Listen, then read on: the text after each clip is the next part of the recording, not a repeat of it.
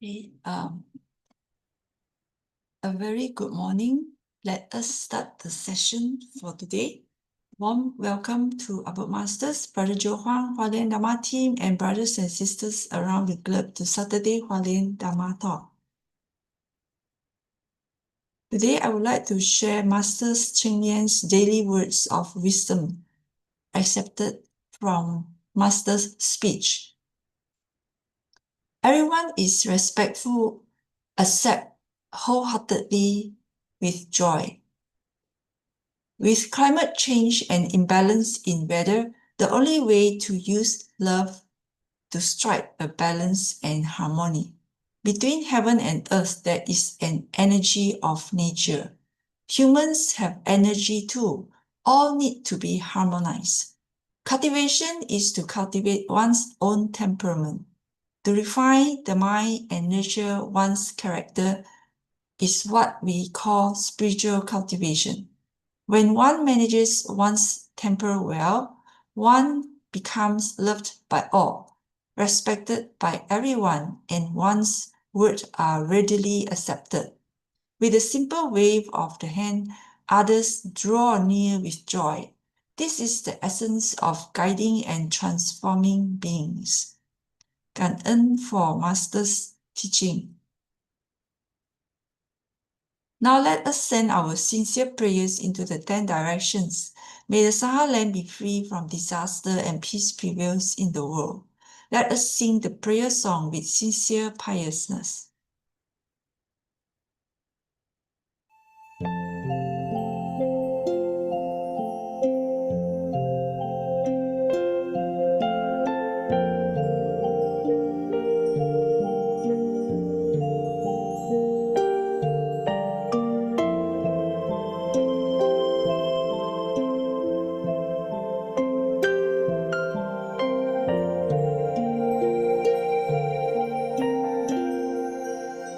In my heart, I feel deep gratefulness. All my heart is filled with sincere prayer. From all corners of the world, let us join our hearts and pray for a world of harmony and peace. In my heart, I feel deep gratefulness. May all the Buddhas hear my prayer. All united with one heart, let us end our hate with love. May there be no suffering hereafter.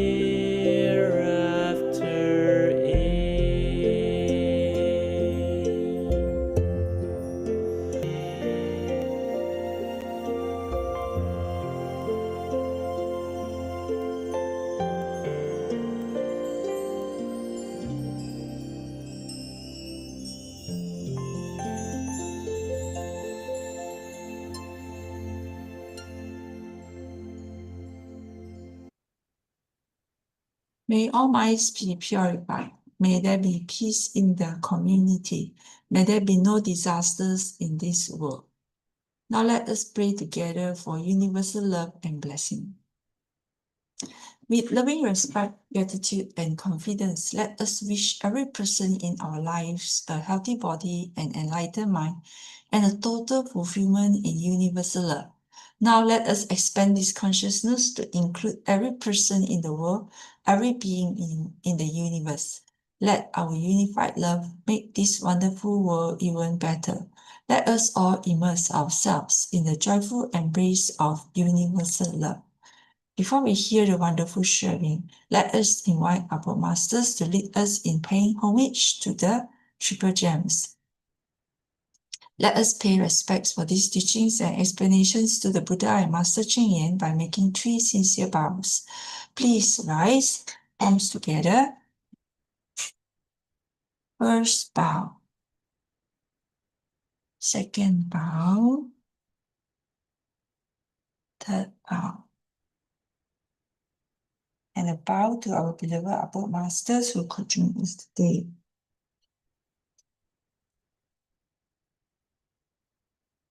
Okay, today we have 3 brothers who will be sharing with us.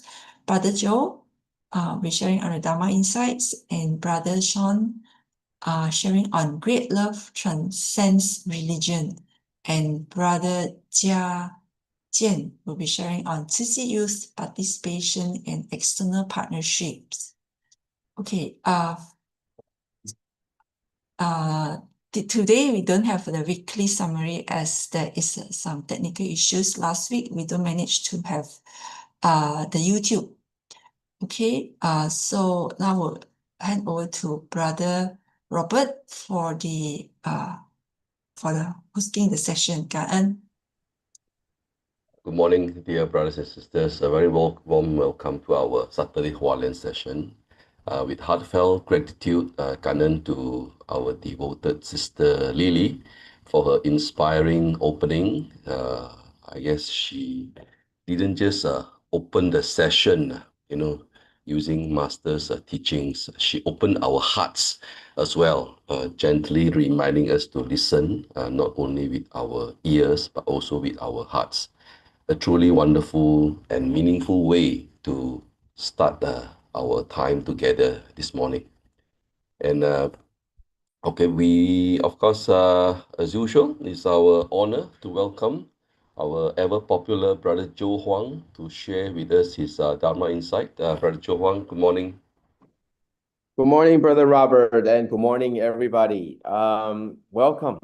And it is really, I'm really happy that we're back, finally back from the trip, from the year-end celebration. I've been away for about a month, 28 days to be exact. And with all those weekends, I wasn't able to be online. I apologize. Our program actually starts at around a little bit beyond 7 o'clock. So I found that I don't have enough time to prepare. So to prepare for whatever that was coming. So that's why I sort of asked a leave of absence for this month, 28 days. But we're back, and we will actually be departing pretty soon, in about 2 weeks' time. Yeah, January 6th is when we will begin our second trip. And I think it's always wonderful to see Master going on this trip, because Master gets so much energy from the brothers and sisters, including this time, if you recall, that the brothers and sisters from Malaysia, coming back, I think it was environmental, the recyclist, the recycling team, the environmental team from Hualien, and they're here.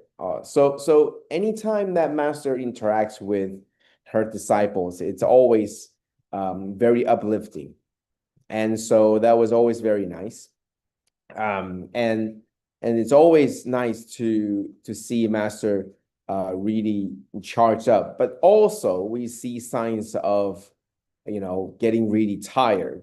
At times in the year-end blessing ceremony, Master's Dharma talk, we could tell that sometimes it was only going on for about 20 minutes, 20 or 25 minutes, and it's over. And usually this happens when there was a prolonged time in the ceremony where master had to certify, when there's a long line of people, when there's exceeding 200 people, where master had to stand to certify more than 200 people. And it's really taxing, and you could tell. And so the Dharma talk, the speech afterwards, only takes about 20 or 25 minutes.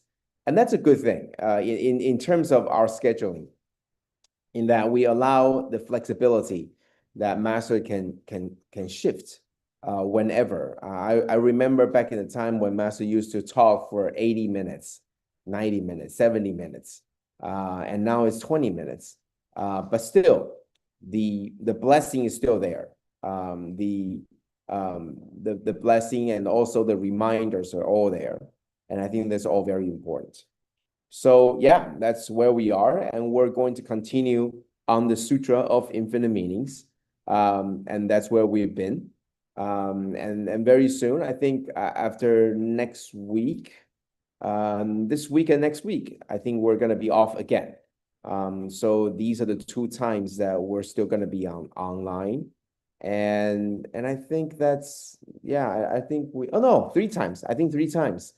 We'll have one more time in January, before we depart. So yeah, I think we're good. We're good. All right. So let us begin. Let us continue with our Sutra of Infinite Meanings. And there's always something that I am really hyped about. Okay. So previously, I always go back to the previous part. And because today we're moving into the 2nd chapter, chapter 2, preachings. So I want to go through chapter 1 rather quickly.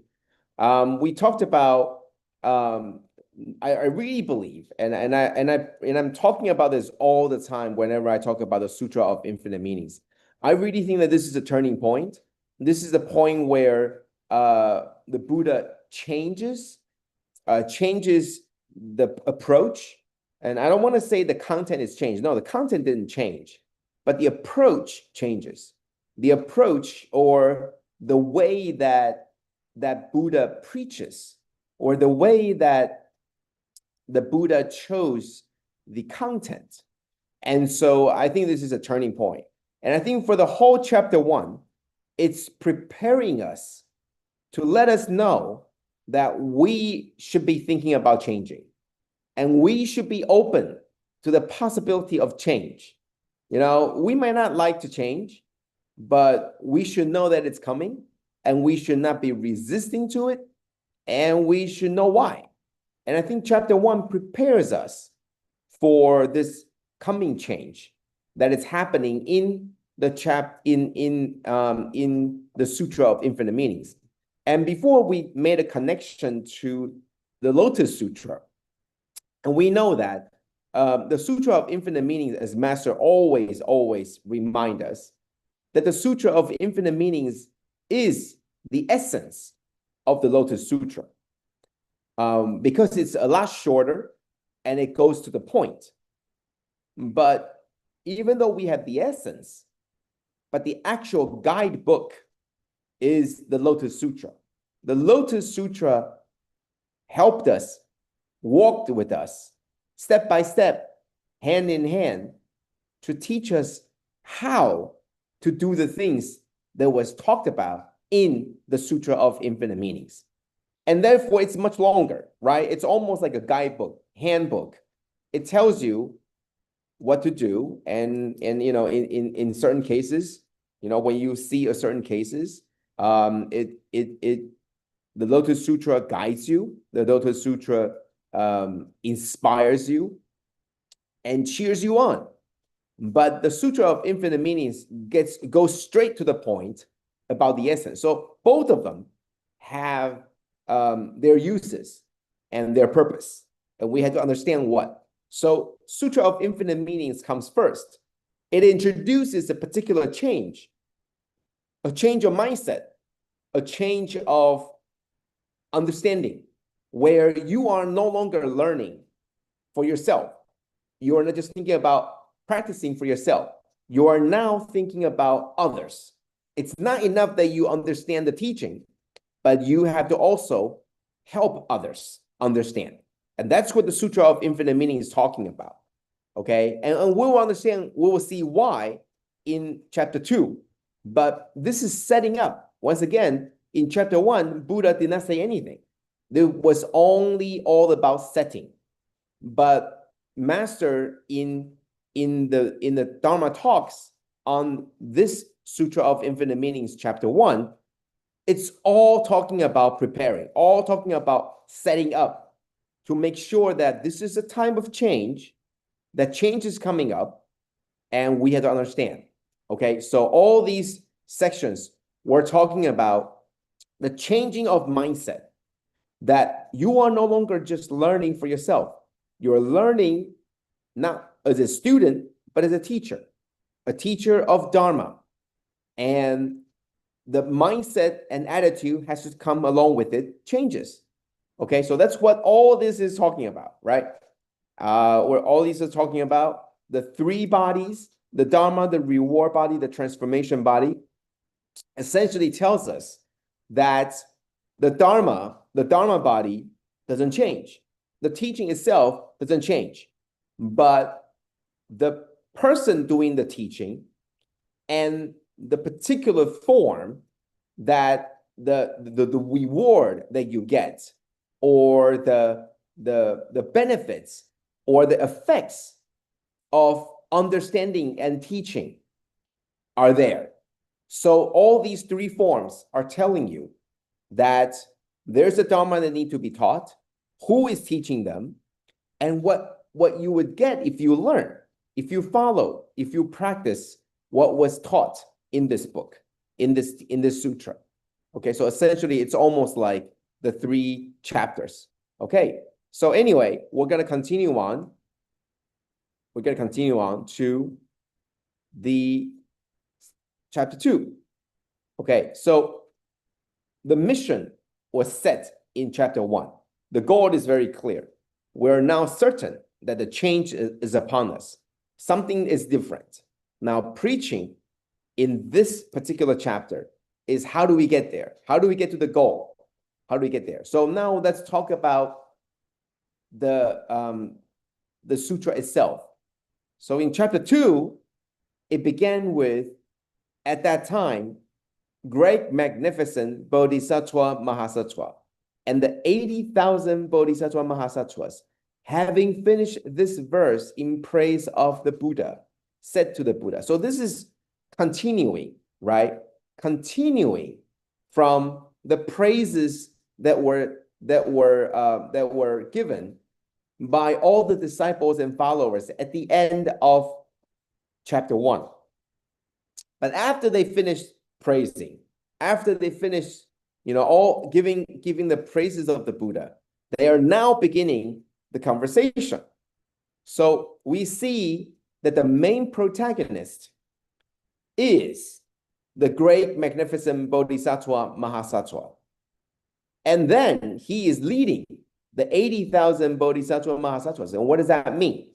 It means that there's a whole group of people, they're thinking like-minded, they're all Bodhisattva Mahasattvas, and they are led by this great magnificent Bodhisattva Mahasattvas. And they begin this conversation. So chapter 2 is where the bulk of the teaching begins. Remember, chapter 1 is only laying the groundwork. Chapter 1 is only telling you how everybody feels, how the environment is, how they are preparing their mindset. But chapter 2 is when the teaching actually begins. And it begins with the conversation. And as it most often does, is it begins with this conversation. And now we have to understand who are doing the talking, who is doing the talking. And now we know the person that's doing the talking is the main protagonist, which is the great, magnificent Bodhisattva Mahasattva. He said to the Buddha, okay, so what is the Bodhisattva and Mahasattva? Before we get into the conversation, Master explained what the Bodhisattva are. So Bodhisattva are awakened sentient beings, right? They're already doing something.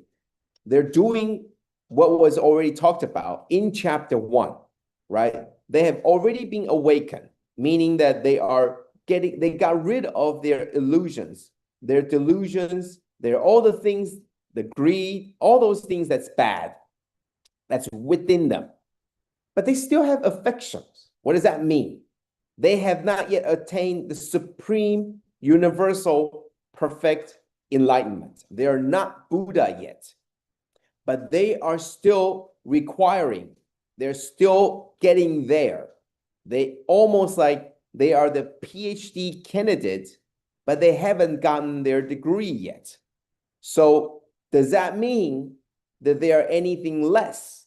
Well, they haven't gotten the degree. They haven't awakened completely yet, but they have gotten rid of all the bad things. They're still cultivating. They're still cultivating this well-being, the affinity with all the sentient beings. They're still working on it, but they have gotten most of their work done. It's almost like the PhD candidate where the final report or the final the written report or the oral exams, they're already done, but they're just waiting for that final paper to be confirmed, to be finally given this diploma. Okay, so they have done with all their classes, all their lectures, all whatever they had to do, all the learning that they had to do are sort of come to a pause, but now it's this final part, which is getting the paper done. Okay, so someone as great as the Bodhisattva and Mahasattvas are still learning. They're still learning, right? Someone who is a PhD candidate who is doing so much work already, they're still learning. Even somebody who has already gotten the PhD are still learning and seeking answers. Just like the Buddha, after you reach Buddhahood, you're continuing traversing between the different worlds, right? The Saha world and etc., so that they're still seeking, helping out the sentient beings. They're still needing help. So the Bodhisattva and Mahasattvas are also helping the Buddha to facilitate this topic, right? This conversation is important because some people in the audience might not have heard or understood what the teaching is. So it is important to request further expounding of the path for everyone. So that's what this conversation is really about. The conversation is the great, magnificent Bodhisattva Mahasattva asking a question. And asking this question means that they're still learning. They're still asking questions from their teacher. They still need answers from their teacher. At the same time, they're asking the question. Doesn't mean that they do not know the answer. They might need confirmation, but also they are certain that there are people in the audience and there are people in the future like we are right now, have not heard or understood what this path is. They have not heard or understood what the meaning is. And therefore, it is important to ask these questions so that there is further explaining of the path for everyone. So, because most of the time, we don't know how to ask the question. And this is very true. We might have questions, but we don't even know how to ask because we don't know enough. We don't understand enough to really be asking the question. So someone had to ask the question, and that was somebody with knowledge and past experience. And that's where the Bodhisattva and Mahasattvas come in. They come in and they ask the question. And they ask the question in summary of all the teachings that was beforehand. So you might ask, well, why are you asking the question if Buddha hasn't said anything yet? Usually it's the Buddha says something and you have question because you don't understand it. And then you ask, right? But chapter 1, there was no question. Buddha did not say anything. So why did you begin with the question? So once again, coming back to the interaction. This is somebody, the great magnificent Bodhisattva Mahasattva. This is somebody who is almost like the smartest kid in the class. So he knew that today that the Buddha had to be teaching us something, leading us something. Somebody had to ask the right question to make sure that everybody is on track so that the Buddha can begin expounding. It's almost like, you know, it's a preparation. It's like the teacher's assistant asking this question so that the teacher can be on this path to give you the answer that everybody needs. And that is the great lesson. So this person, this great magnificent Bodhisattva, Mahasattva, was there. And after all the praises, and he was probably, you know, contemplating this question for a long time, or he was probably preparing to ask this question. But whatever it is, this is the question that leads to all the expounding of the Dharma that was in the Sutra of Infinite Meanings. Somebody like the Bodhisattva Mahasattva, who has already gotten rid of all their afflictions, who has been following the Buddha for a long time, finally asked a very, very simple question.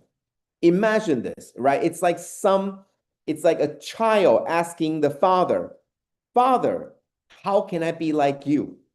When can I grow up?" Some very simple question that the student needs to ask that could open the door for the Buddha to begin to explain more. You know, so the father always says the, you know, answer one way, and maybe today the father is going to answer the question in a different way, right? So the great magnificent Bodhisattva Mahasattva is the one that began the question. So what did he say? World Honored One, we 80,000 bodhisattvas now would like to ask about the Dharma. This is wonderful, right? And this is the same with Master Cheng Yen as well. Master wants to help us. And she wants to help us in the way that we need. So usually we share. We talk about what we did. We talk about who we are. And then Master will give us the Dharma talk according to our capacities, right? The first part, our sharing, is always so that Master knew where we are and know what we do. And then Master will give us a talk. But there are times when there will be others where we begin by asking questions, right? So what can we do about this? Because Master knew us already, knew these people already, so there is no need to share about who I am and what we did, but we can go directly to the question, right? So we would like to ask about the Dharma.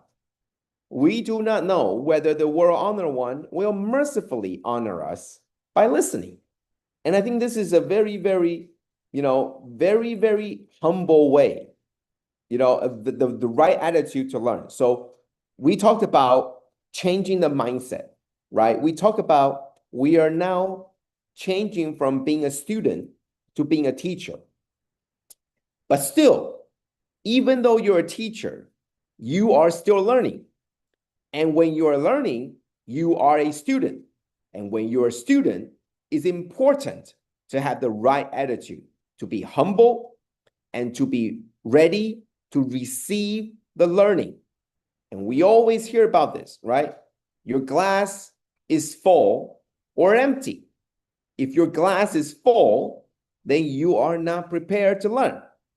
Because whatever the teacher gives you in the form of water, it will just spill over. You are not prepared to learn because your glass is full. Even if it were half empty, you would be able to receive the teaching. So this humbleness is the right attitude to learn. So then the Buddha said, Buddha told the great magnificent Bodhisattva and the 80,000 Bodhisattvas, good man. You know well that this is the time. You may ask any question. So this is the Buddha replying and responding, right? As I always talked about, that in chapter 1, Buddha has not said anything yet, all right? So now chapter 2, this is when the Buddha replied. First began talking in chapter 2. So the great magnificent Bodhisattva leading, representing the 80,000 Bodhisattvas and the Buddha began this conversation asking, can we please ask the question and please the Buddha have mercy on us by responding. And the Buddha right away said, great, wonderful. I will talk. I will respond to any question. So before long, and why is this the right timing? The Buddha said, because before long, the teacher the life will cease, the life will end.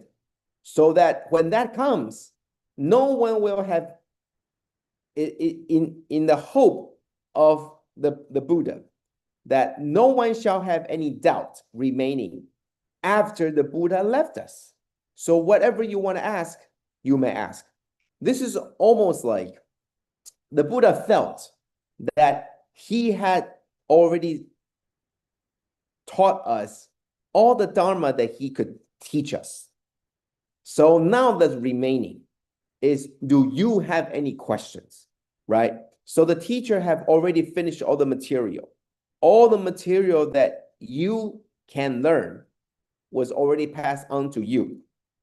Now, you have to tell the teacher if you have any doubt, if you have any questions, so that no one should have any more doubts. No one should have any more questions. So the perspective of the disciples, from the perspective of the disciple, time is running out. If we don't get answers now, how will we get the answers after Buddha is no longer with us? So it's very obvious. We have to ask the questions. So the great magnificent Bodhisattva Mahasattva is that person that you have heard, you have followed the Buddha for a long time. And so now, you have heard all the teachings, but now it is important to ask questions where you think there might be some misunderstanding. And there are certain things that need to be said by the Buddha. Okay, so now maybe you understood everything, but you knew that there are others who did not hear or who did not understand. So you need the Buddha to say them again. So whatever it is, time is running out, I have a question, or somebody didn't hear it, you want them to hear it. Whatever it is, they ask the question. So at that time, the great magnificent Bodhisattva and the 80,000 Bodhisattva then asked the Buddha with one voice. And this means, this is the same question, it's on everybody's mind. This is not just one person's question. This is a very, very important and very crucial question. And this has to be answered by the Buddha to everybody at this moment, right?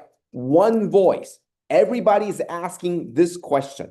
This means it's very important. It's a very crucial question. And this means that we need to hear this from the Buddha, not just anybody else. We want to hear this from the Buddha. We speak 80,000 with one voice. And now we're asking Buddha with this one voice to reply to all 80,000 and more people and sentient beings in the future.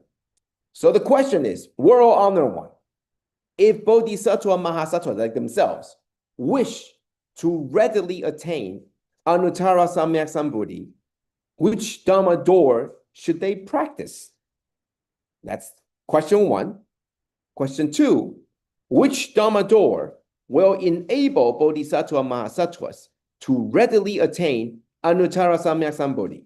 Okay, so two questions. Now, I think if you read this, first question, right? Let's take out all the very difficult terminologies. If John wishes to become the Buddha, or if John wishes to attain Buddhahood, what should they do? That's question one. If John wishes to attain Buddhahood, what should they do? That's question one. Question two, what actions should John take to attain Buddhahood? So you might think to yourself, aren't these the same question? I think this is a very simple question that I had, which was, if everybody was so smart, I mean, they're not smart, they're wise. If they're so wise, why do you ask the same question twice, right? I mean, look at this, right?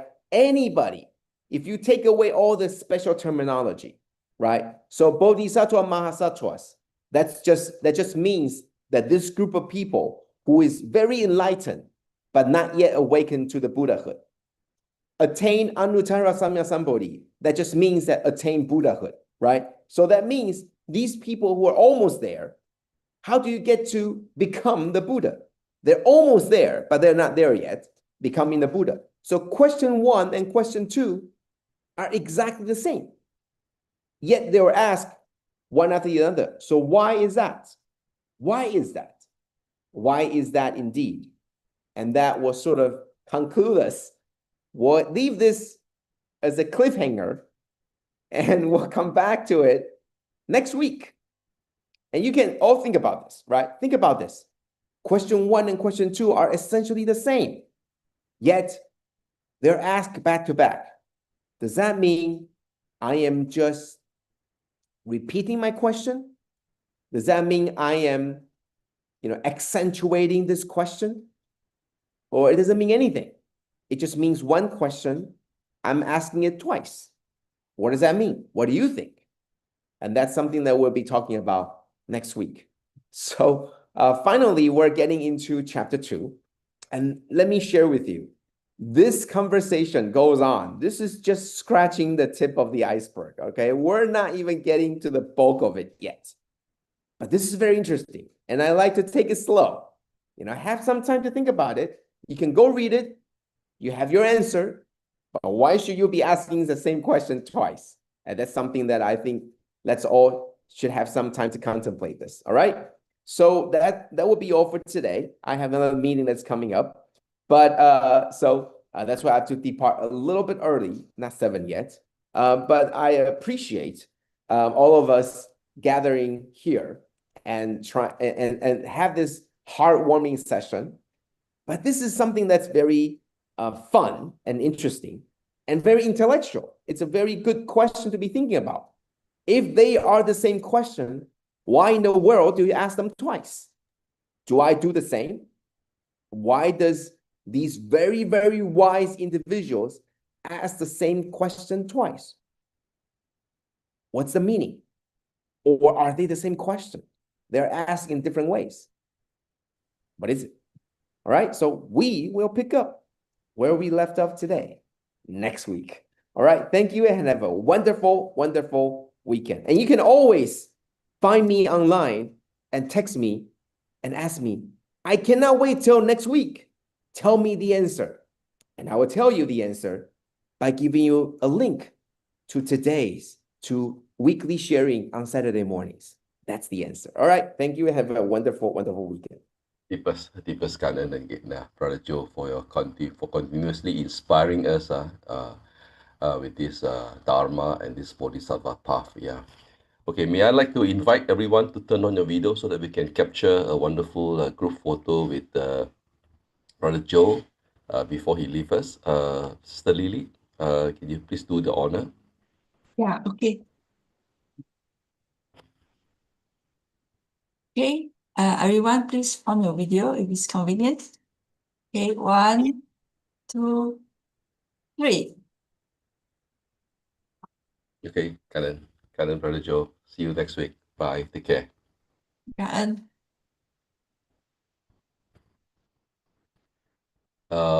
is Brother Sean? Oh, hi. Hi. On behalf of the Saturday Hualien platform team, we are truly delighted to warmly welcome back our our diligent lay practitioner, Brother Sean Tan. In fact, during last night's online book study session, I think Brother Sean, I think simply couldn't contain his enthusiasm and already gave us a little sneak preview of today's topic, Great Love Transcends Religion. He was already so inspired, and after the teaser, we are all been eagerly waiting for the full sharing. So today we have a presenter who couldn't wait to speak and an audience who couldn't wait to listen. So let us now open our hearts and ears and joyfully receive the sharing together. Over to you, Brother Sean. Thank you so much. Am I audible? Yes, you are. Thank you. Thank you so much. Good morning, everyone. Morning. This is my honor to share again with all of you. Today, I'm going to share another topic, which is great love transcend religion. Yesterday, I was sharing about the great love housing. Today is about great love transcend religions. It's more about interreligious exchange, which is an experience that I have last month when I was in Vatican and Abu Dhabi. So this is real my honor to be with our Archbishop in Hualien, which is the Archbishop from the Kuala Lumpur region. And after their visit in Hualien, and we went to Abu Dhabi and also Vatican. So this is interesting to learn from other religion. And for the starting for today's sharing, I would like to come back to the origin for Tzu. I think maybe most of you would know that the origins of Tzu that actually got some relations with interreligious dialogue. Recently, I came across a very great refresh on how the beginning of Tzu.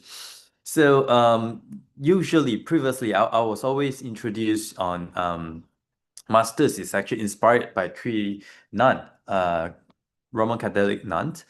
But before that, actually, Masters is actually starting to have like the wooden hearts to have practice her daily chanting from 3:30, and then she started to get ordained by Master Ing Sun. And then when she came back to Hualien, she got already disciple. So one of the disciple, De Rong, which she is still be with Masters right now. Masters De Rong, mother, get sick, and then so she went back, and then Masters go and visit, and then along the way, she found that there was one woman. No, she came across there's a blood on the floor, and then after she asked the people around in the clinic where Master Terong's mother is in, and then she knows that there's one pregnant woman carried back to the Aboriginal village because they can't afford to pay for the adult payment. So that's how she started to help people. So that's actually the origin. And then the next few days, not too long ago, afterwards, and then she came across with three nuns. So that makes things happen. That during the interreligious dialogue, I think nowadays this is quite common that we have a lot of interreligious dialogue. But in those days, in 1966, 1965 or 66, somewhere in between, before we have Tzu Chi Foundations at that time, we know that in Hualien is a rural area, like yesterday. So I mentioned a lot on those days 50 to 60 years before. So it's still considered rural now. Even now, after 60 years, you can see how rural it was in Hualien. So there was a lot of Roman Catholics,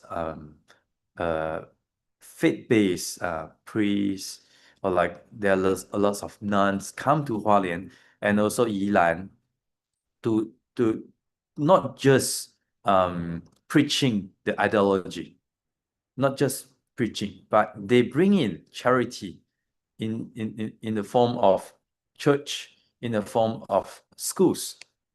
And even in my hometown, Malacca, we have St. Paul Hill, we have St. Francis School.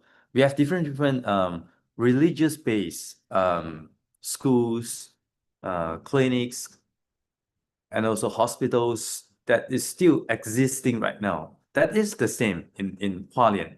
So this three nuns, they found out that there's one Buddhist nun that staying alone. Those days, 1965, 66, although masters started to have disciple already, but she doesn't stay together with the disciple yet.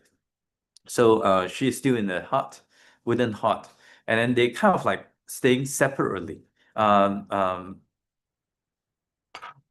That time, if I'm not getting wrong, that the disciple is not get ordained by Master Cheng Yen yet. So they're staying separately. And then that's how the three nuns started to have inter-dialogue inter-religious dialogue with the nun. So this is quite interesting that in fact in the Bible it always mentions that the God's love. So masters exchange with these nuns, saying that we have the same. In Buddhism, there's encouragement for all the Buddhist disciple to be helpful, to be compassionate. So that's kind of like debate in between.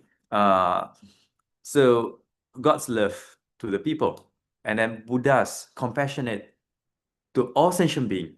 So this is kind of like we are, from Buddhist perspective, we are not just treating nicely to the people, even to the sentient being, even all sentient being, including the non-living things.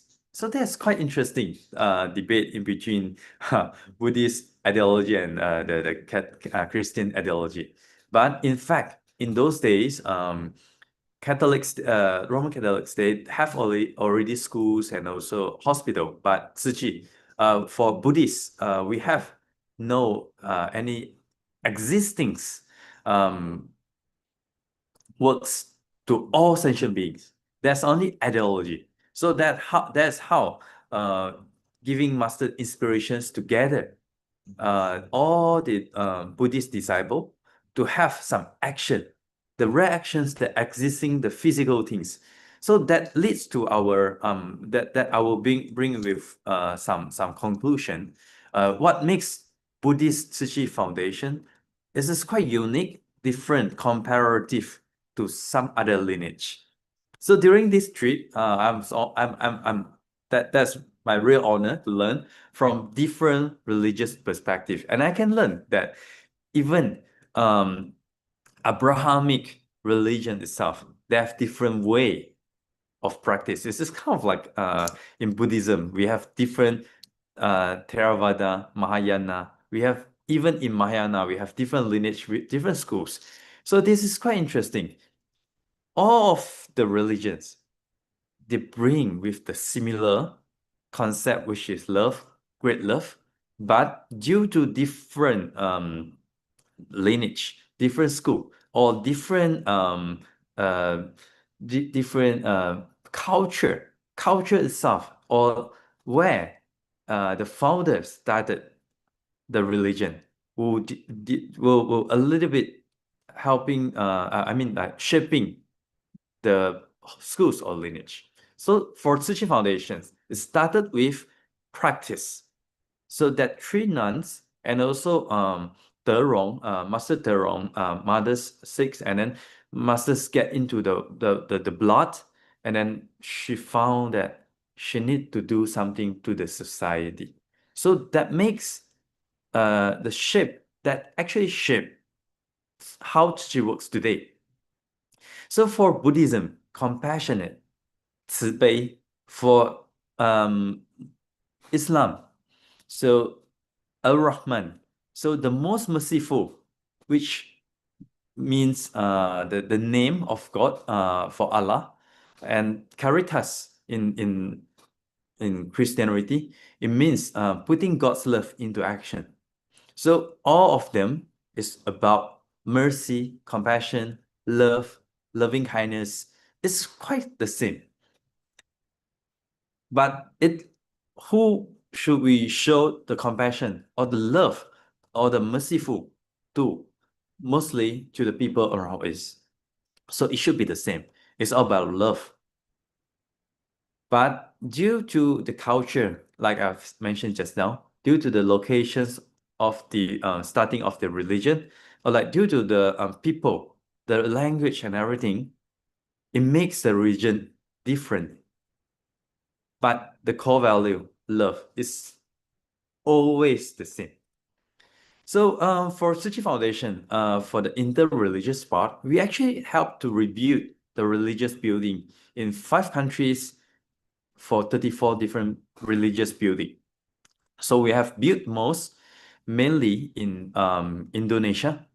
We have built 21 mosques in Indonesia. We have built 9 church across 4 different countries, Taiwan 2, Indonesia 4, Philippines 2, and Ecuador 1. And we have Buddhist temple. We have built 4 Buddhist temple, 3 in Indonesia and 1 in Nepal. So we are not just helping Buddhists, but we helping inter-religious. So why?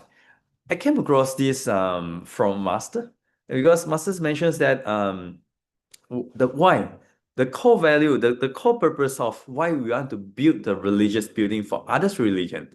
So it seems like not related, right?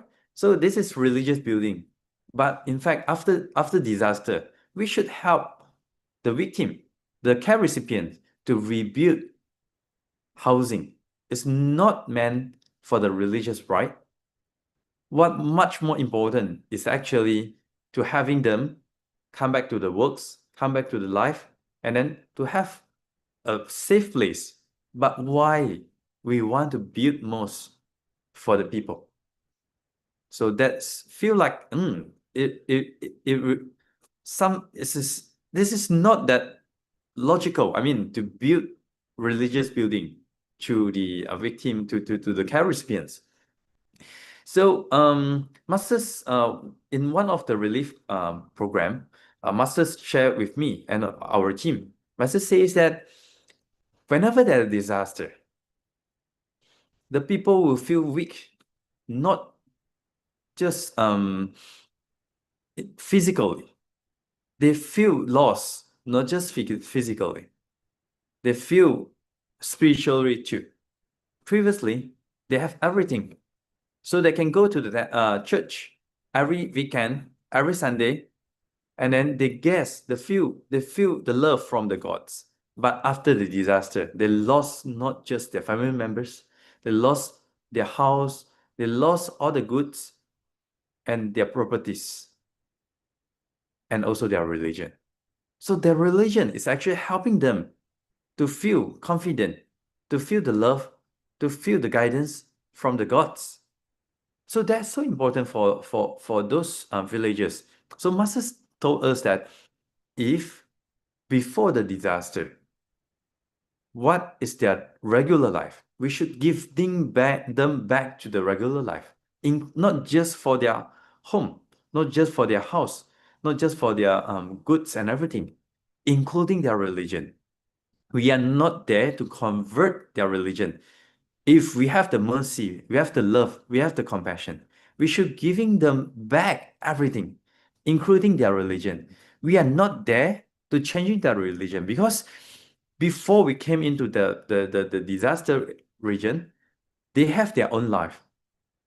So after a disaster like Ecuador, so we might leaving the location. We might be there on and off, but not every day staying with them. But the priest, but the nun, they are the one that still accompanying with the villagers. So we should giving them, including not just the religious church, but also hostel for the priest and nun. So that actually quite inspiring. So the true love is not about protecting your religion. The true love is about giving what they want, including not just, usually we will think that, oh yeah, that's the differences of the religion. But in fact, for Master, this is about the same. Religious is the same. It is giving the peaceful mindfulness, love from the gods, from Allah, from Buddha, from all the religions. It's the same. So we should giving them back to their original life. So I'm so grateful to have the opportunities to have these people. I can tell they are kind of like my family members right now, because I spent more than 2 weeks, including in Jingse abode with them. So they actually the Roman Catholics from the archdiocese in Kuala Lumpur. So they come together to have experience in Jingse abode, and then they're spending time learning from us the essence of Buddhism, and then they're even joining the audience ceremony in Jingse abode, and also the certifications of pure practitioner. And then after that, we spend our time in Abu Dhabi to learn about Islamic, and also we went to Vatican City to learn about Christianity. Why we have this trip with all these people together? Because starting from 2021, I think a lot of you from Malaysia will know much better than me. So I will just skip that part. And then that's the origin, how we get contact with all these nice friends and family members. But that's one thing that is so interesting. I can see how much they embrace the interreligious, including we have Methodist Christian here, professor here, and also we have Islam representative, Dr. Rafis, and then we have another one women over here. She's also Islam. So we got quite different religions here, and I learned from Dr. also. I learned because I can't differentiate. In fact, I can't really differentiate the differences between Roman Catholics and the Christians. In Chinese, I can tell the difference, 基督教, 天主教, but English, I can't really differentiate them. But so in this trip, I learned from different religion. I love this trip a lot. From all different things.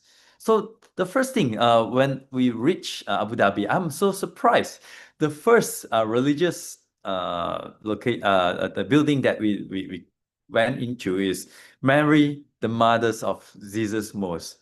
So that's so shock for me as a Malaysian, because I born in most of us Malaysians, right?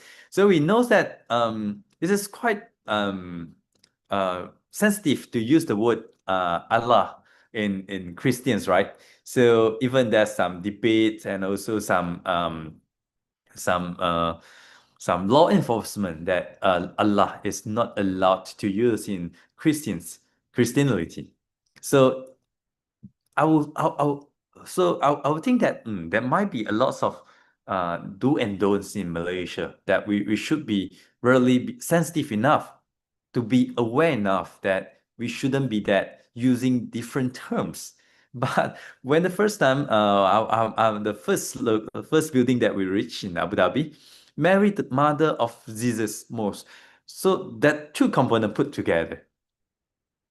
Jesus Most, that would be like Christianity and Islamic. Why that two things put together? And even they have wording there. The English words and also the Jawi wording there. I'm so surprised that wow, how can it be? And then we started to have Dr. Rafis that share with us. In fact, in the Quran, there's one chapter, a full chapter, that mentioning about Mary, the mothers of Jesus. Exactly the same term to share about Jesus as a prophet. What is the differences? Or that there are a lot of differences, but in fact, they believe that Jesus is a prophet sent by the God, but is not God's son. So that is a little bit differences in between, but there is a full chapters of this mentioning about mother Mary, mother of the Jesus. So that's one chapter, so full chapters, and even more other than that,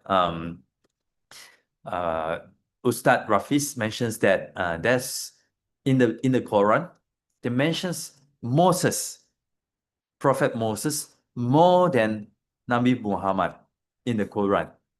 So that's interesting fact that I never came across.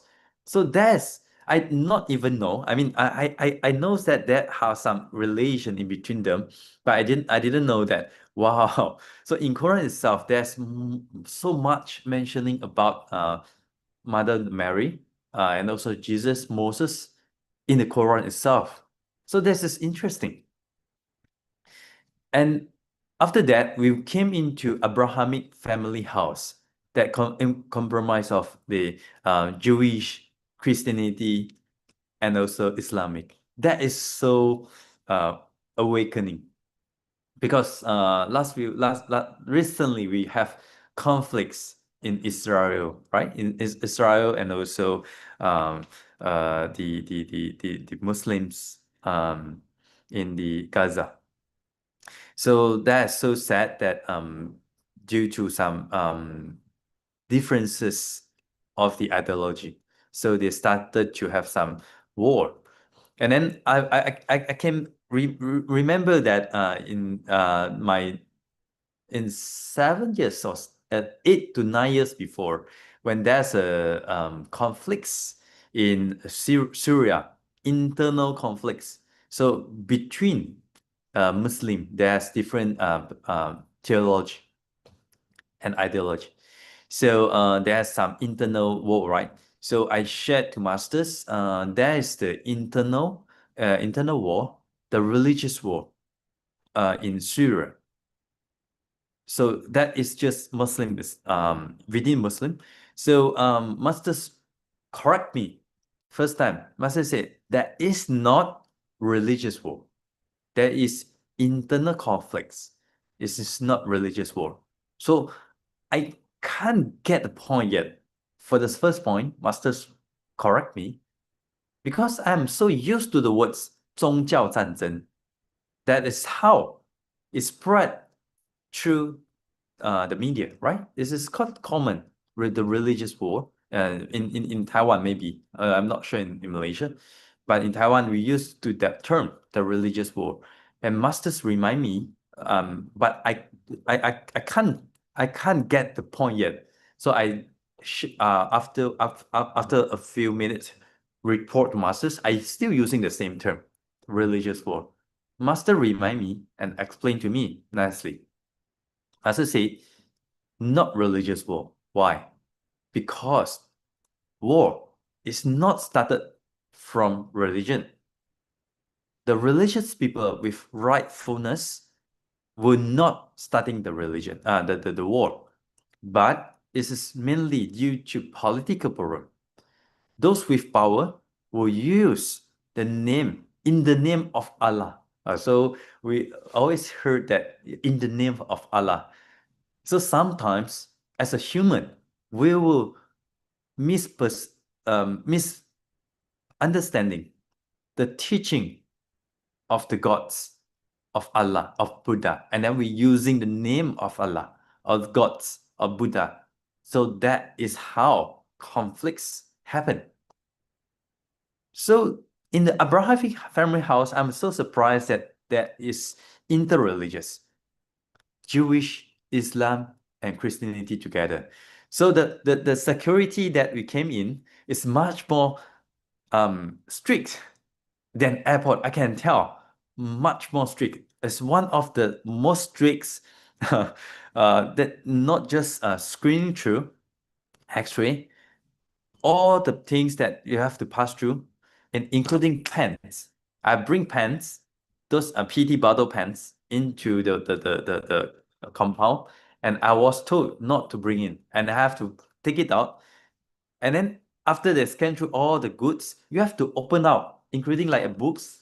You have to open it up and then let him look through. I mean, not details, but I have to flip through. Like my wallet, I have to open it up. What is in the wallet? So that's so strict. So there might have like people wanting to ruin the thing. So they actually started in 2019, which is the year of tolerance declared in Abu Dhabi, UAE, not just Abu Dhabi, UAE, including Dubai, Abu Dhabi, and some countries, they form UAE. They declare the start of the year of tolerance. So they have Jewish, Rabbi representing, and also we have Pope Francis, and we have the head of the Emirates, so Sheikh. So 3 of the religious, and then also the eminence from Abu Dhabi. So 4 of them. So you can see we're making a joke. The great people having a small signature. You can see how small it is. The slab is so big, but the signature is just so small. So this is, you can see how humble they are. So the start of this whole trip is actually due to Jubilee 2025. This is the holy year, which is the year of forgiveness of sin. So it's a special of remissions of sin, debt, and universal pardon. So in old days, there's kind of like 100 years, every 100 years, and then we have this Jubilee. But right now, they have 5 years, every 20 years, they have this year of Jubilee. Then that's why we have this trip. And then we will go through 4 doors that open right now, still opening until, I think, early of January. So it is approaching the end of the year of Jubilee. So we have to go through 4 different doors for the Basilica. So the main 4 Basilica in Rome and also Vatican City. So one of the Basilica, the last Basilica that we came into is a Basilica of St. Paul. Before we get into this Basilica of St. Paul, Father Xavier, he is actually guiding us and sharing with us who is St. Paul. And then I can't connect St. Paul with the St. Paul Hill in Malacca. I can't connect it. So the St. Paul in Malacca, St. Paul Hill, and the St. Paul is the same St. Paul. So he's sharing that St. Paul is actually not Christians. He's Jewish, and then he converted into Christian, and then he is convert from Jewish to Christian, and then that's an interesting fact. So during after he shared about the background of St. Paul, and then he started to bring us to have prayers before enter the last basilica, and then he shared that he lead the prayers with St. Paul. He is not just the conversion, representing the conversions of religion, but he's also the converting people's hearts. So when we get into the St. Paul Basilica, I saw the status. St. Paul carrying the sword, and then on the right hand carrying a books. So that reminds me, in Buddhism, we have Manjushri Bodhisattva. So the same, right hand carrying the sword, left hand carrying the books. So exactly the same status. And on my desktop, I got this Manjusri Bodhisattva photo from Tibetan Rinpoche. And then he even taught me how to citing the mantra.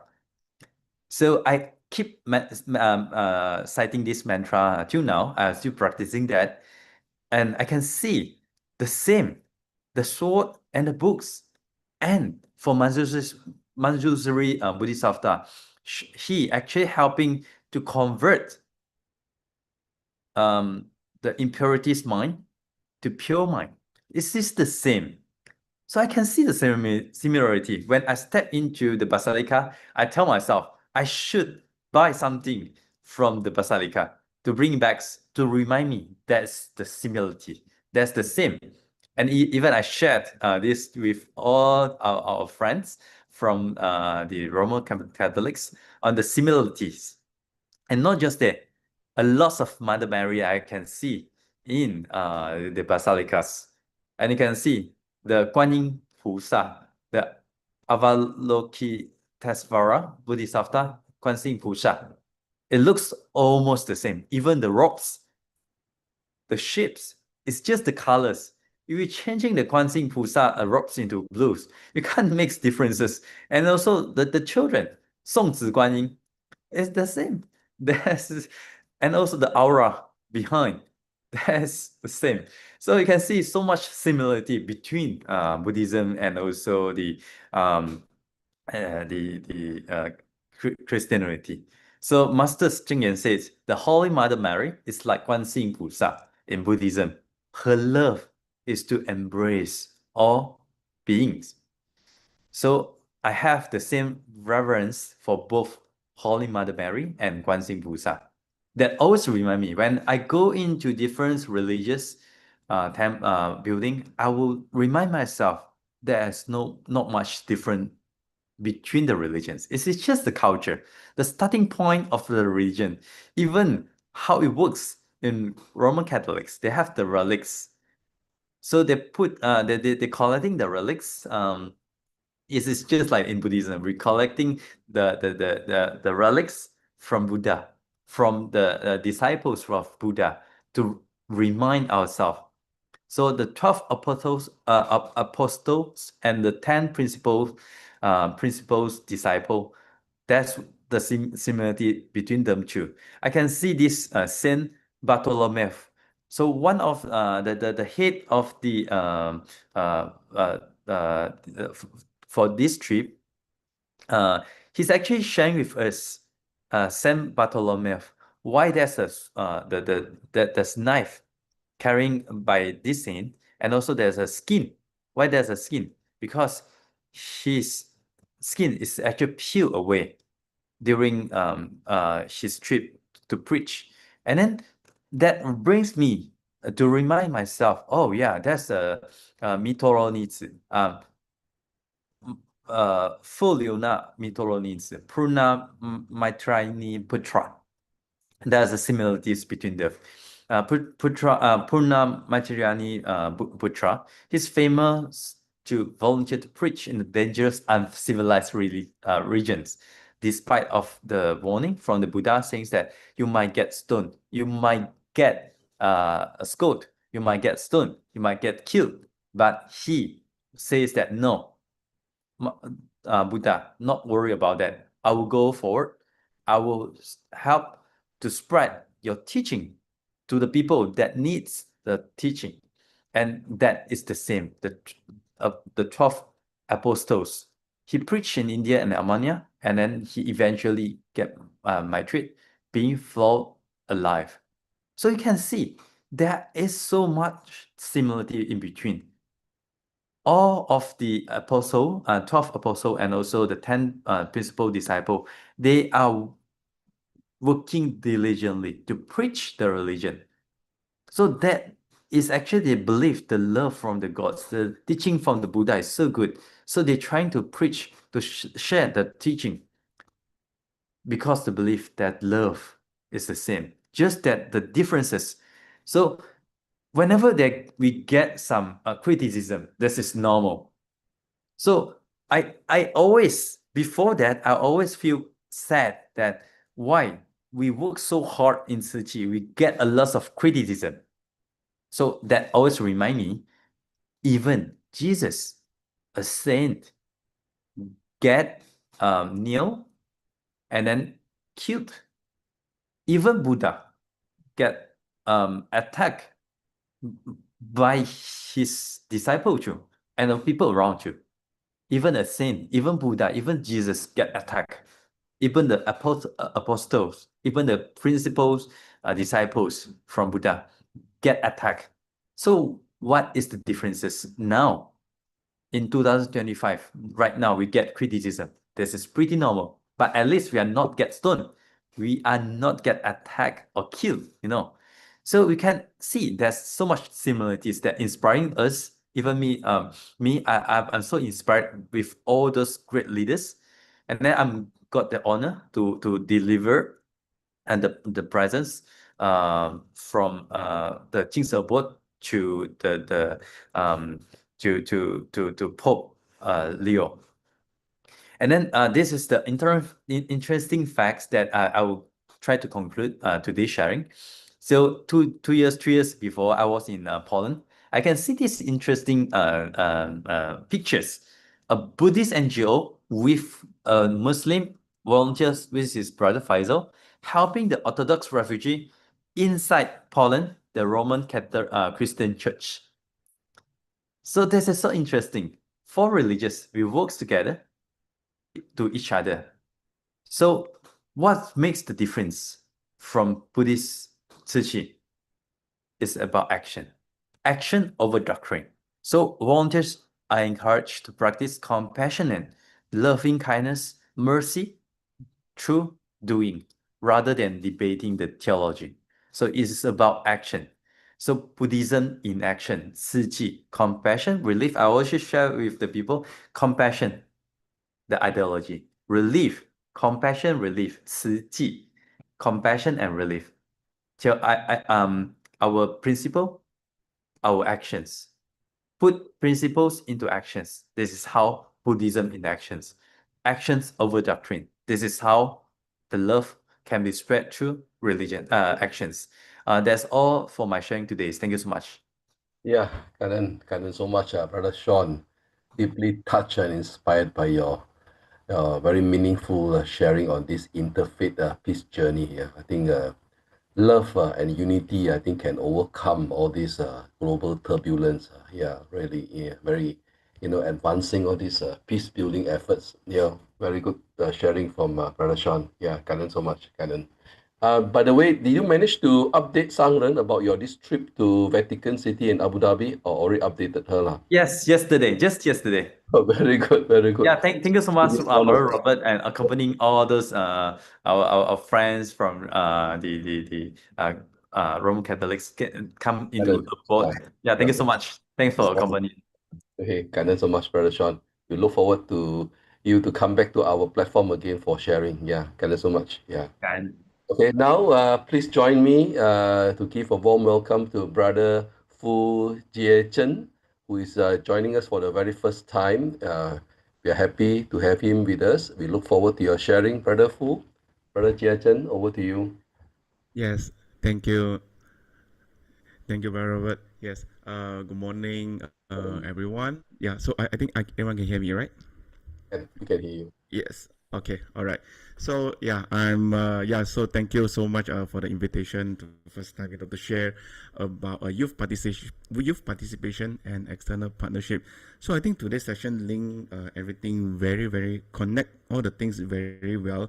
So at first we have a Brother Joe talk about the Bodhisattva, how to begin with a conversation. And then we have a Brother Sean talking about finding the common ground and also partnering with a different religion to how to spread the love and also create a positive impact to the world. So I think that is definitely the same when we talk about youth participation in Tzu Chi, and also how do we engage with other partners in the Tzu Chi world. All right. So maybe a very short introduction about me myself. So so my name is Jiann, or you all can call me JJ. So my studies is a master in mechatronic engineering.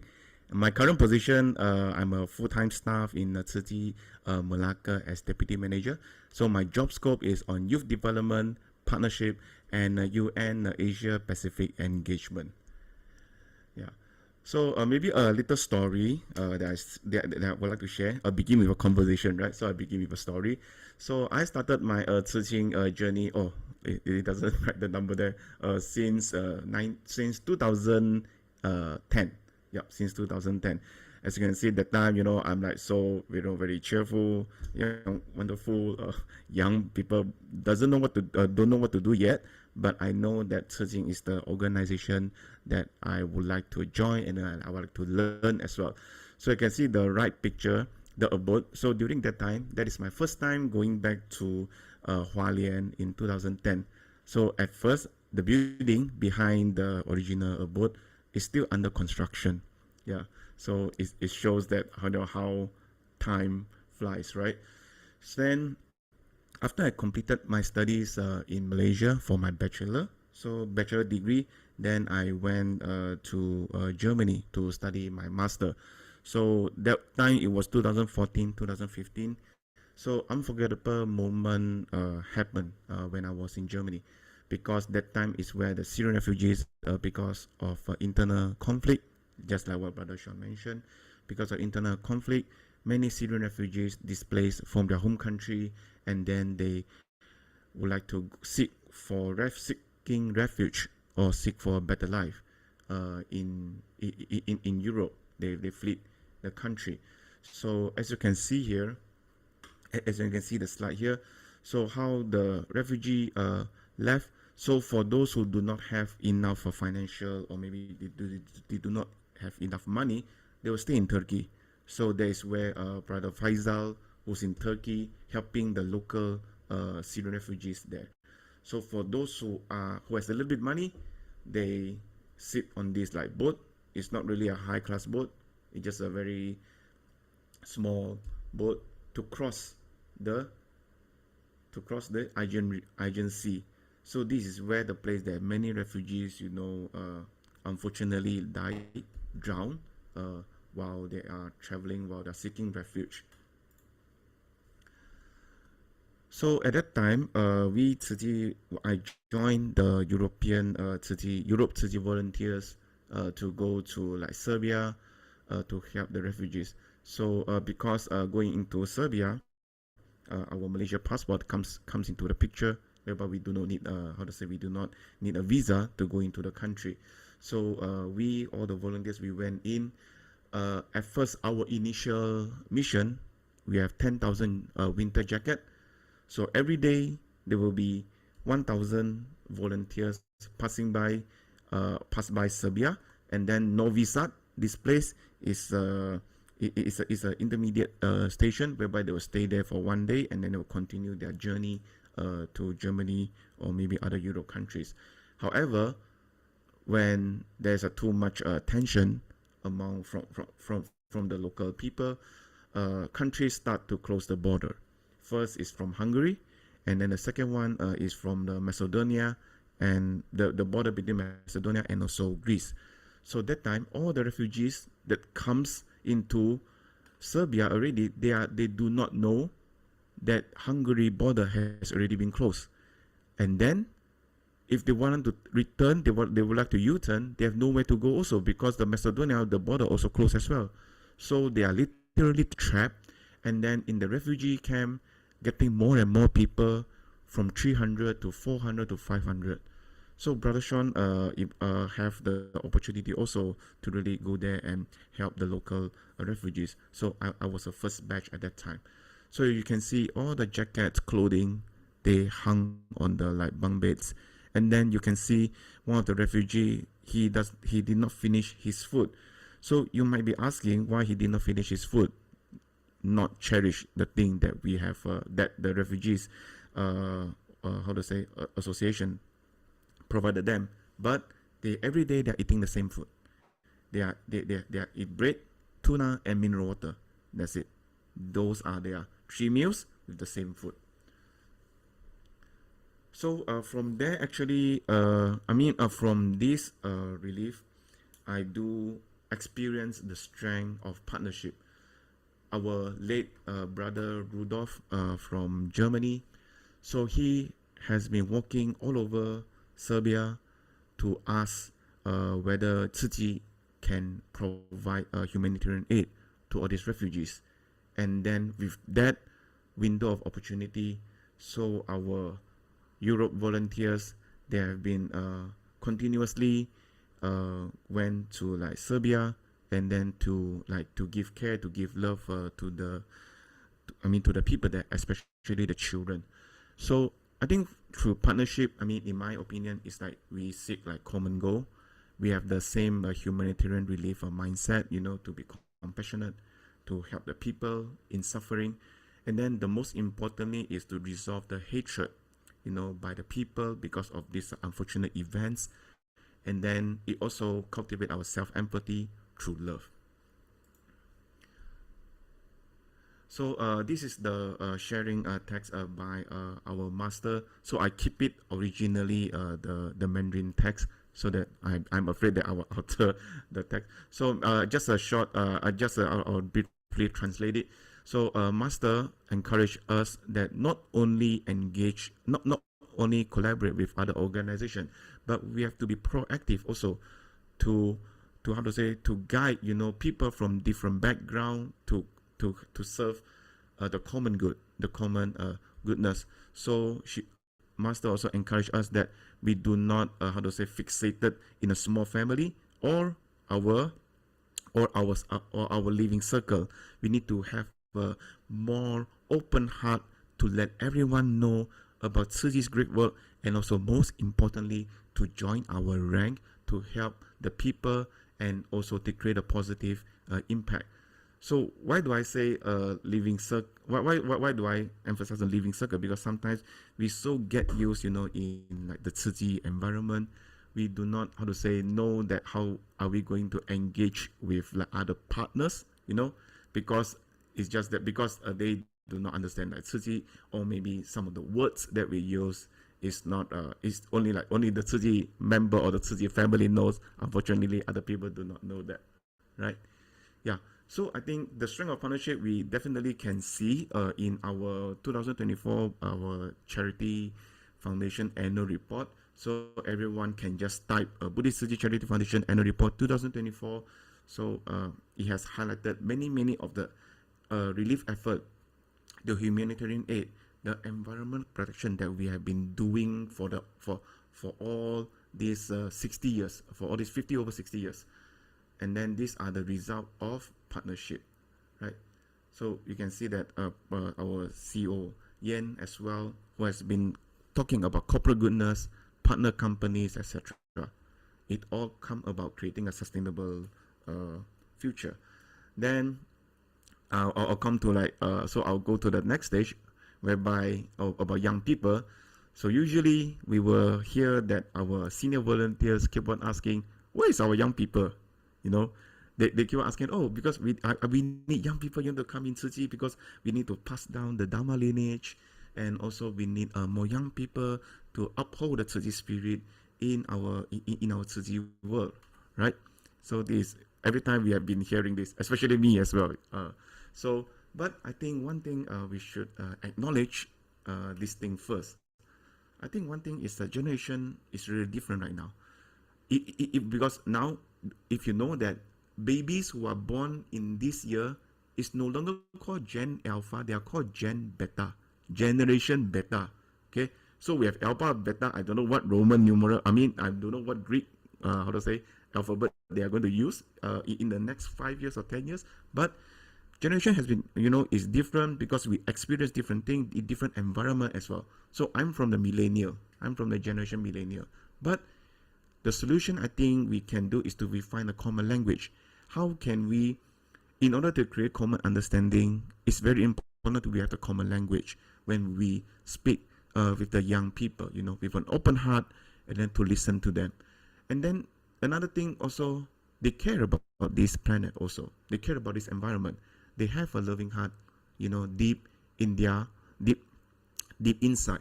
It's just that they do not know how to expound it yet, or maybe they do not know how to do it. So they need to be inspired.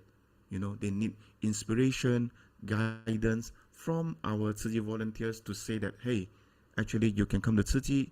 It's a very good platform for you to do good things, because we believe that you care for your future, you care about yourself as well. Okay.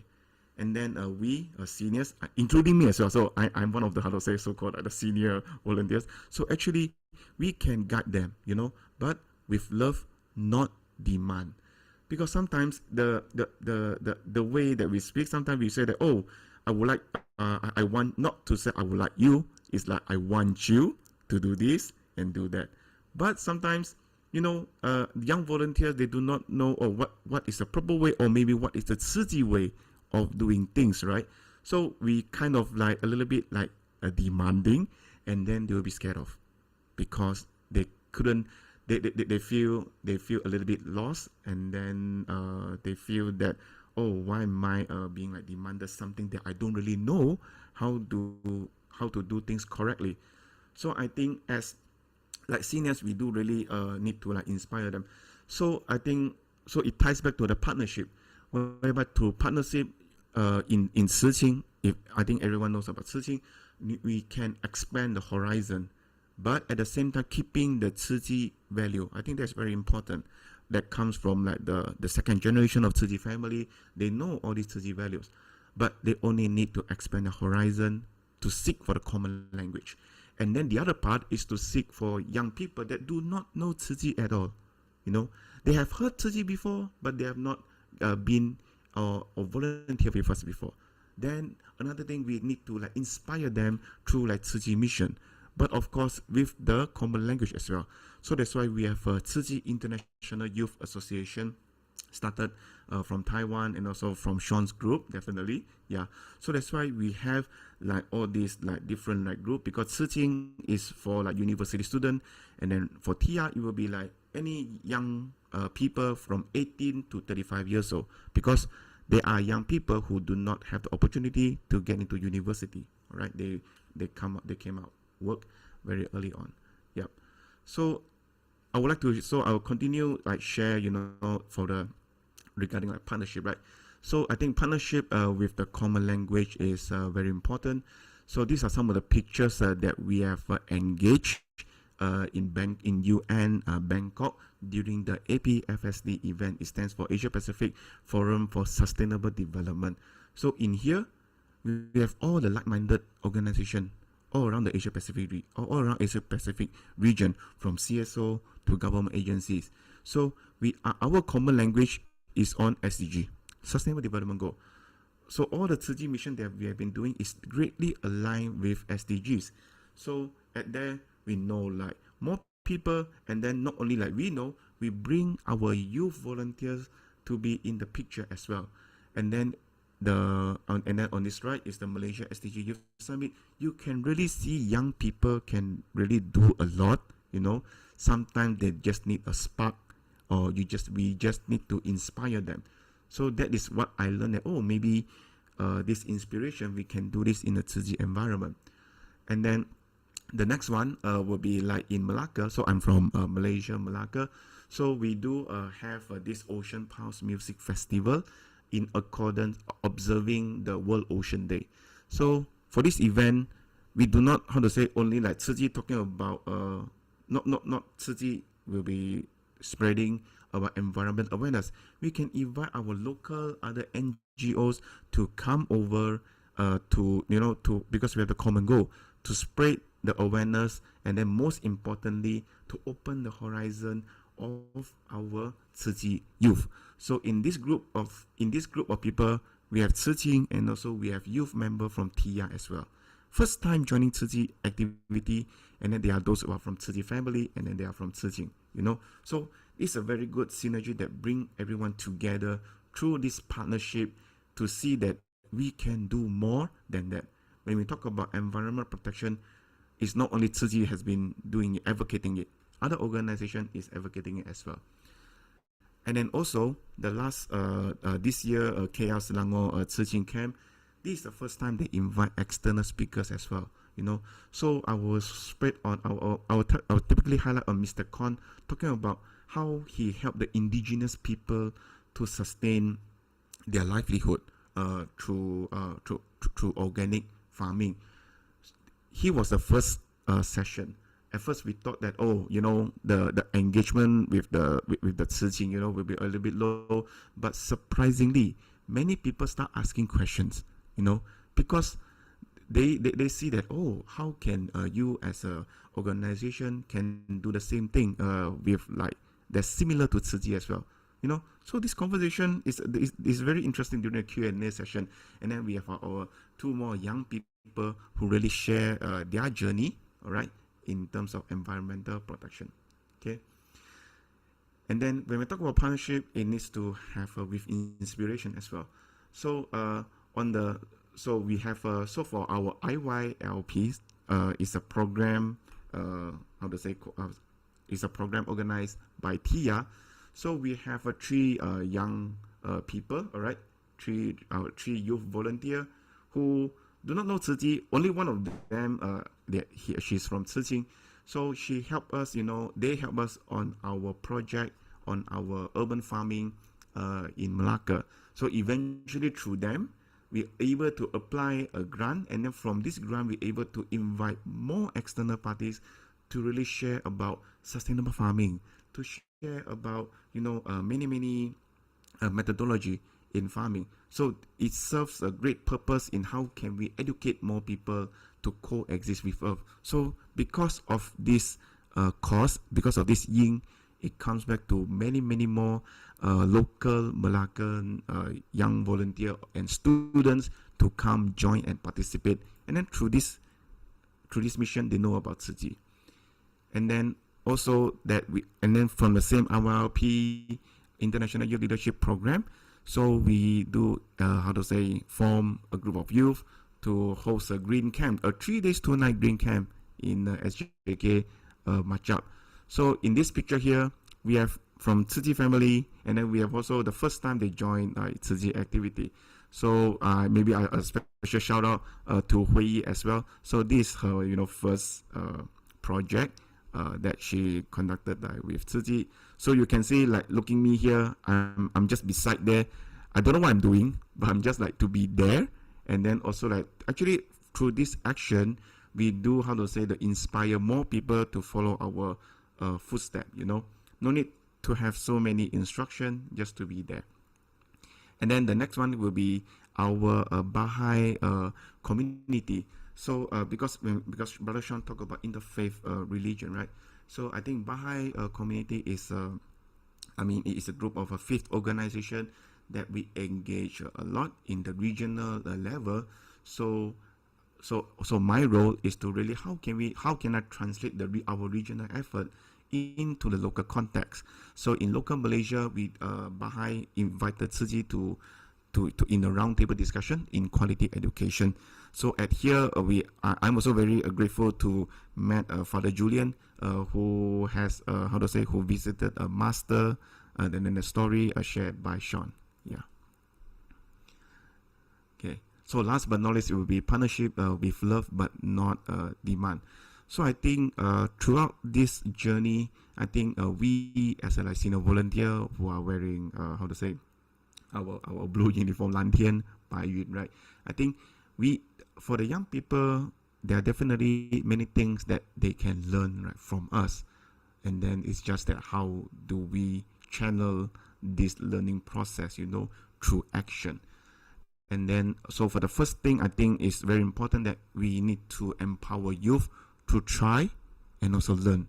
So when trying, definitely there are mistakes, right? But the mistakes, through these mistakes, I think we do not, judge.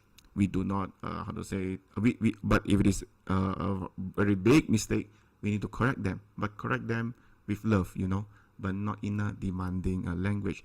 So I believe that this is, Master keep on teaching us how to love everyone, to engage people with different background. Even Ciqing that time, Master encourage our Cixing, as a youth to engage with a different type of people. I think this is the reason why, because in this Bodhisattva path, we do need to engage with many types of people, and then passing down the Dharma lineage, it becomes even more significant. How are we going to empower youth through try and learn? Yep. So I think the common language will be inspiration and also love. So throughout my journey, as a staff and also throughout my journey as a volunteer as well, I definitely, witness, the power, of love, the power of inspiration, that it actually, encourage more young people to really to join, our Tzu, to join through our mission. They get inspired, and then hopefully one day they can become one of our senior rank in any of our functional group. Yeah. So that's the end of my sharing. So I believe that the collective goodness from each firefly. So even though we feel that sometimes our action, it seems like insignificant, but trust me, it pays. It pays a lot. At the end of the whole session. So in hopes that everyone of us, continue the good work, and then we keep on engaging with our young people through partnership, and then so how can we find the common ground and also common language? Start with a conversation, right? Thank you so much.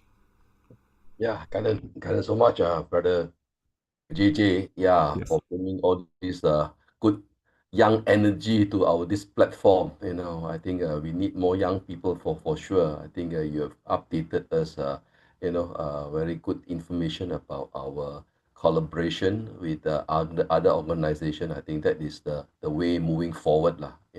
So heartful thanks to you and brother Sean, and of course brother Joe, all these young people, so that we will be continue to look forward for more update from all these good workings together with these other organization. Okay, Karen so much again. To all our speakers, thank you for spending the past 1.5 hours with us. Thank you for all the heartfelt sharings, bringing insights and warmth to our this weekend. So before we close, we'd like to express our gratitude also to Master, with three sincere bow. Can we please all rise and place our palms together? First bow, second bow, and third bow. And a bow to our both masters who can join us as well. Okay, Kaden. We look forward again to seeing everyone again next Saturday. Until then, kindly continue to walk the Bodhisattva path with diligence and sincerity, cultivating wisdom and blessings, benefiting others, and of course to nurture compassion in every step that we take. And Kaden so much. May all the Dharma light guide us always. Kaden so much. Take care, everyone. Stay safe. Bye-bye. And thank you. See you. Bye, brother. Wonderful sharing, Karen. Guys, Thank you. bye bye.